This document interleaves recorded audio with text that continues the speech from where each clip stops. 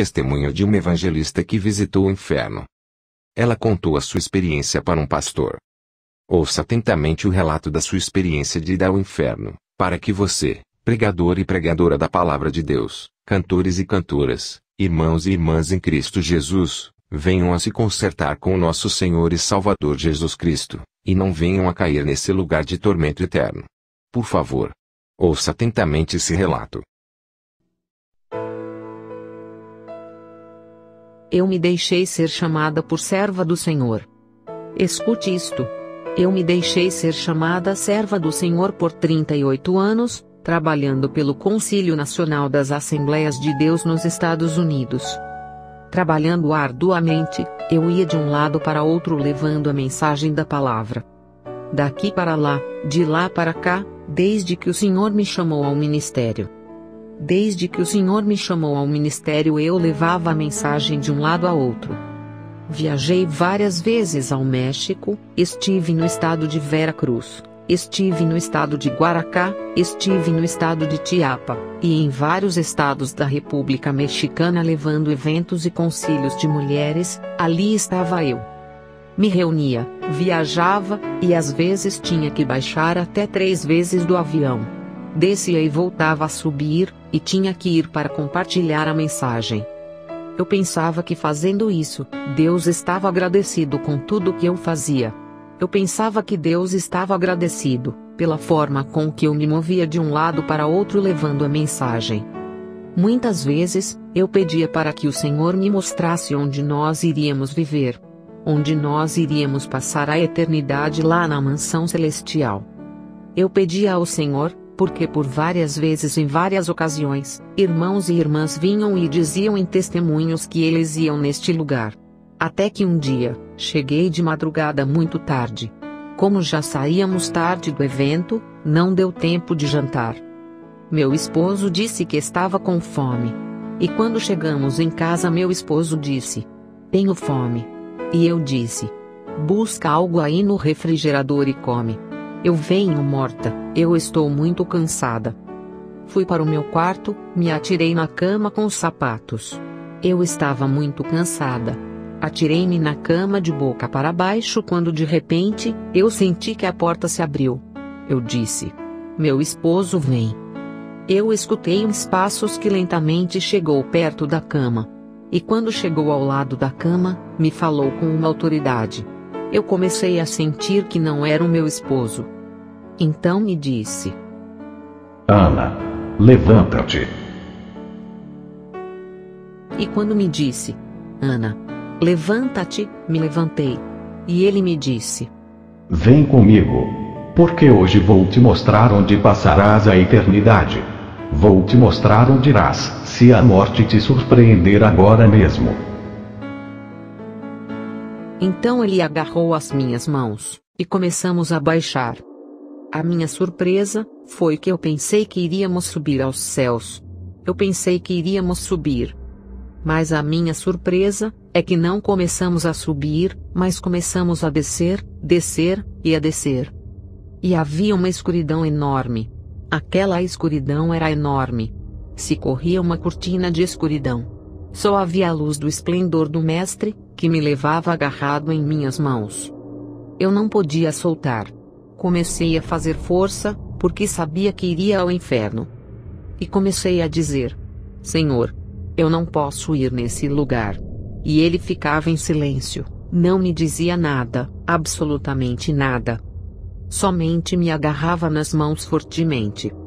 E seguimos descendo. E fomos baixando. E íamos baixando, até chegarmos ao coração da terra. Quando chegamos ao coração da terra, havia um portão enorme. Um portão enorme como que estivesse selado. E quando chegamos naquele lugar, o portão estava totalmente fechado até em cima. De repente, começou a abrir. Começou a abrir. E no momento em que começou a abrir, havia uma pequena cratera. Eu comecei a escutar os gritos e gemidos de 1000 almas, e milhões de almas. E daquele poço, saiu uma peste horrível. Eu comecei a segurar nas mãos do Senhor, e eu dizia: "Não, Senhor. Nesse lugar, eu não posso ir." E ele seguia em silêncio. Não me dizia absolutamente nada. De repente, a porta se abriu completamente. Quando se abriu, ele me olhou e me disse: Conhece esse lugar? Mas eu não suportava a brincadeira. Eu tive que chegar mais perto do corpo do mestre, porque do corpo dele saía uma brisa fresca que me refrescava. Quando eu saía um pouquinho de perto dele, sentia um calor insuportável. Um calor que não se aguentava. Uma peste horrível, que jamais senti desta maneira. E os gritos e alaridos de mil e milhares de almas em coro que se escutava dizendo: ai, ai. E assim se seguia aquele lamento. De repente, o Senhor continuou me olhando e me disse: Conhece este lugar? Eu lhe disse: Senhor, eu nunca vim nesse lugar. Mas por tua palavra, eu entendo que é o inferno. E o Senhor me disse: Certamente é o inferno. Aqui vêm todos os que cometem pecados, aqui vêm todos os que cometem maldades, aqui vêm todos os mentirosos. Todos os que cometem pecados vêm a este lugar. Todos aqueles que não se arrependem e não me recebem como seu Salvador. Eu fiquei em silêncio, e comecei a dizer: Senhor, não posso vir neste lugar. E o Senhor disse: Olha, este lugar te pertence, este lugar é teu. E quando me disse que aquele lugar era meu, eu comecei a dizer: Não, Senhor. Estás equivocado. Eu sou tua serva. Lembra? Te sirvo há 38 anos, e faz pouco tempo que eu cumpri 38 anos de serviço. 38 anos te louvando. 38 anos pregando a tua palavra, 38 anos levando a tua mensagem em diferentes partes. Tu sabes o quanto te servi. E quando eu dizia ao Senhor: Tu sabes o quanto te servi, ele movia a sua cabeça dizendo que sim. Mas quando dizia que eu era a sua serva, ele movia a cabeça dizendo que não. E eu disse: Senhor, por que dizes que eu não sou a tua serva? E o Senhor me disse: Agora eu vou te explicar. Como diz tu que és a minha serva? Como diz tu que me louvava e me glorificava? Olha que você se esqueceu de que quando tu pregavas uma coisa, falava uma coisa e vivia outra. Tu dizias uma coisa por detrás do púlpito, e tu vivias uma outra coisa. Por isso cremos, amados irmãos, que porque pregamos, cantamos no grupo, cantamos no coro da igreja somos salvos. Isso não é certo. A salvação inclui algo mais profundo que a santidade. Sem santidade ninguém verá o Senhor, diz a palavra. Então ele me dizia, e eu começava a chorar. E quando comecei a chorar, era porque havia remorso no meu coração. Já não pude mais levantar a cabeça e dizer que eu era a tua serva. O Senhor começou a dizer: Olha, Ana. Eu gostava como pregavas, eu gostava de como tu ias de um lado para outro levando a mensagem, gostava porque você levava a mensagem daqui para lá, isto me agradava, mas você falava uma coisa e vivia outra. Ele continuou a me dizer: Olha, Ana, eu quero te mostrar algo. E de repente se pôs um telão, assim como se estivesse sendo transmitido em um disco ali. Eu via nessa tela uma prostituta. Como vivia uma prostituta. Ele me dizia: Olha, Ana, olha essa prostituta. Olha essa prostituta e olha agora como é que você subia nos altares. Irmãos, certamente às vezes eu subia no altar para pregar com calça comprida. Eu subia para pregar com shorts. Subia para pregar com saias longas, mas rachadas até em cima do joelho. Às vezes, eu subia para pregar com blusas decotadas, nada mais que um véu em cima para tampar. Eu olhava na tela, assim subia eu. O Senhor começou a dizer: Como tu dizes que é a minha serva? Como tu dizes que me louvava, me glorificava, e que és minha filha, se tu te vestes como uma prostituta? Tu te vestes igual a uma prostituta. Muitos de vocês podem dizer agora: Irmãos, isso não é possível. Eu quero que escutes bem. E ele continuava a me dizer: Você se lembra que eu te dei um cabelo longo? Lembra, Ana, os cabelos longos castanhos que te dei? E tu cortaste e pintou de diferentes cores. É certo, irmãos. Eu havia cortado os meus cabelos e havia pintado. Às vezes, eu andava 6 meses com uma cor, e outros 6 meses com o cabelo de outra cor. E eu chegava na igreja. Meu pastor me dizia: "Olá, irmã Ana. Que bonito esse look. Ficou precioso." Eu pensava que, como agradava ao meu pastor, eu também agradava a Deus. A Bíblia nos diz que estamos aqui para agradar a Deus, e não para agradar aos homens. Esta noite, pode ser que isso seja duro, mas o Senhor me dizia: Olha, Ana, o que eu mais demando no meu povo é o vestuário. Eu demando do meu povo o vestuário, e olha como anda o meu povo. De repente começou a me mostrar como as pessoas iam nos bares, nas boates, como iam nas discotecas, e nos lugares de rock. Como entravam ali nesses lugares, as jovens de saias curtas, calças apertadas que pareciam que haviam colocado 3 em 1 para poder vestir. Com saias e shorts cortados até em cima, eu via como entravam nas boates e centros noturnos. E o Senhor me mostrou e me disse: Olha e veja como anda o meu povo da mesma maneira. Da mesma maneira, assim como entram nas boates, assim entram nas igrejas. Assim estão nas igrejas. Olha como está o meu povo. Olha como vivem. Olha como o meu povo está. Olha a condição que vive a minha igreja. Meus irmãos, eu tive que abaixar a cabeça, e já não podia dizer que era a serva dele. Já não podia dizer que eu não deveria ir ao inferno. Já não haviam mais palavras para eu me desculpar diante do Senhor. A única coisa que fiz foi abaixar a cabeça. E compreendi que a mim pertencia o inferno. Comecei a sentir vergonha, e o Senhor começou a dizer: Você se pintava igual a uma prostituta, e eu quero te dizer que o meu povo tem que ser diferente. De 10 mil no mundo, um tem que ser diferente. Aquele que louva e dá glórias ao meu nome, porque o meu povo tem que fazer a diferença.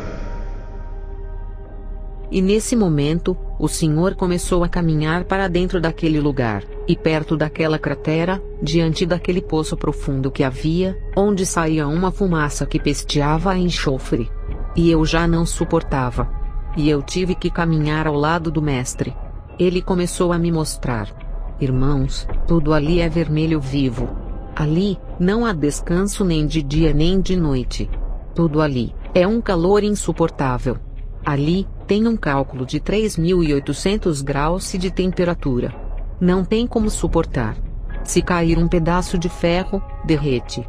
Se cair um pedaço de ferro, se fazem nada, porque não se suporta as chamas nesse lugar. Ali, estão as almas atormentadas no fogo. As almas começam a gritar e a dizer: Senhor, Senhor, ajuda-nos. E o Senhor lhes dava as costas como se não estivesse vendo, como se não os conhecesse. E seguiu caminhando. Eu segui caminhando atrás dele. Ele começou a dizer: Olha, eu vou te dar uma última oportunidade. Tu tens que ir a eles e falar da palavra. Não importa que te critiquem, não importa que te tirem do movimento, não importa que te tirem da igreja. Vai e fale da minha palavra. Tudo que estou te mostrando aqui, vai e leve a mensagem para que se arrependam. E aí começou a dizer: Olha, olha aí muitas almas. Todos estes que tu vês me chamando de Senhor, e chamando de Pai, é porque eles um dia me louvaram, um dia estiveram na igreja, um dia cantaram no coro, falaram em línguas, profetizaram e pregaram a palavra, e muitos deles tiveram créditos nas igrejas, tocaram no grupo da igreja, e agora estão aqui no inferno, porque viveram uma vida hipócrita e rebelde diante de mim. Eles apresentavam uma cara na igreja, e outra cara no mundo. Eles vinham e aplaudiam, e nas suas casas maldiziam. Eles gritavam e faziam tantas coisas, e agora, estas almas estão ardendo aqui no inferno. Muitos de nós cremos que não é nada mais do que ir na igreja cantar, pular, assobiar, se estribuchar no chão, fazer bugigangas, dizer que sente o Espírito Santo, e nada mais do que isso. Mas vou lhes dizer uma coisa. O Evangelho de Cristo não é isso. O Evangelho de Cristo hoje em dia, é pregadores assalariados. Muitos pastores assalariados, pregadores e evangelistas assalariados, têm corrompido a palavra de Deus, têm corrompido o Evangelho de Cristo, corromperam o Evangelho de Cristo, e pregaram o Evangelho barato, o Evangelho comercial, o Evangelho fajuto, o Evangelho como um supermercado. Eu quero dizer, irmãos, que Deus quer que pregue a sua palavra, que fale a palavra tal como está. Deus quer almas que se arrependam. Irmãos, já não pude suportar. Eu ia chorando atrás dele. E de repente, ele começou a me dizer: vai, diga aos pregadores. Vai, diga. Ele não disse diga aos servos, e nem disse diga aos pastores. Mas disse: vai, e diga a esses pregadores falsos. Vai, diga aos pregadores hipócritas, que não é o que a sua teologia diz. Que não é o que eles dizem, é o que a minha palavra diz, que pregue tal como ela está. Que eles falem tal como está, não importa em quem doa, não importa quem saia, não importa quem não goste. Porque às vezes o pastor tem que trocar a sua mensagem, porque tem gente que não gosta da verdade. Tem membros da igreja que não gosta da verdade. O pior é quando se tem um pouquinho de teologia. O Senhor disse: vai, diga a esses pregadores que andam dizendo que eu só quero o coração. Vai, diga que o corpo é templo do meu espírito. Vai, diga que o corpo tem que apresentar o que tem dentro do seu coração. Que vivam em santidade, que guardem a minha palavra. Vai, diga a todos esses pregadores que cobram grandes quantidades de dinheiro para pregar. Diga-lhes a esses perversos para orar, porque eu já paguei o preço. Vai, diga para esses cantores que andam com zorras em seus pecados. E diga a esses cantores que têm profanado o meu lugar santo, onde já não se chamam de servos meus, mas se chamam de artistas. Vai, diga a esses perversos que se arrependam antes de pisar no lugar santo.